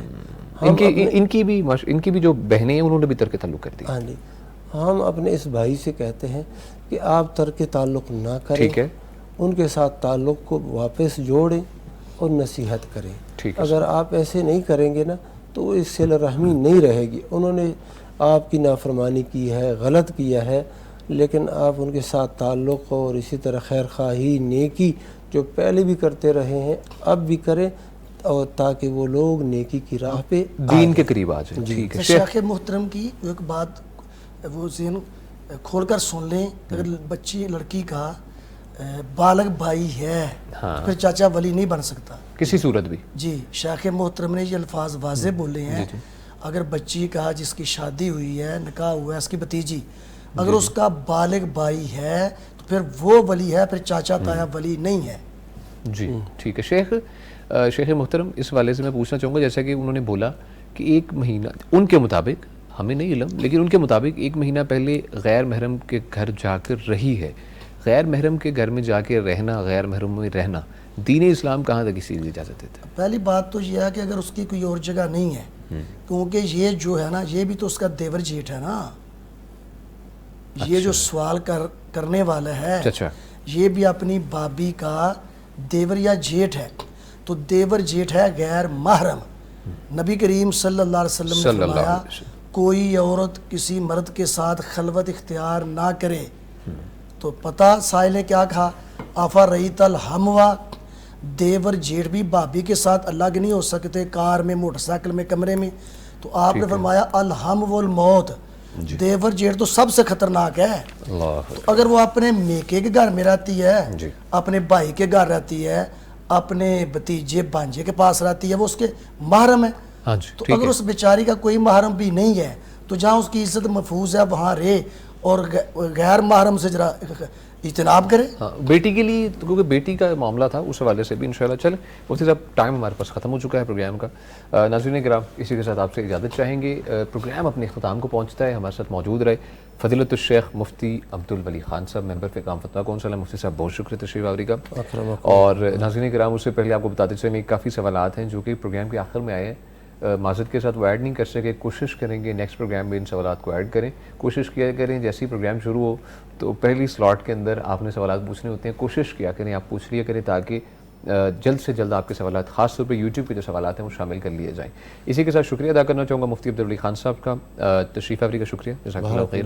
اور ان کے ساتھ موجود رہے فضیلت الشیخ مفتی جاوید اقبال سیالکوٹی صاحب. شیخ تشریف آوری کا شکریہ. اللہ تعالیٰ آپ کو بھی خاص حفاظت میں رکھے. بہت کچھ سیکھنے کو ملا دونوں مفتیان کرام سے. جزاک اللہ خیر. ناظرین کرام درخواست ہے دعاؤں کی، ہمیں دعاؤں میں خاص طور پہ یاد رکھیے گا. پیغام ٹیلی ویژن کی پوری ٹیم کو اپنی دعاؤں میں لازمی یاد رکھا کریں. دعاؤں کے ہم حقدار ہیں، بلکہ کہیں گے کہ دعاؤں کی درخواست ہی ہے.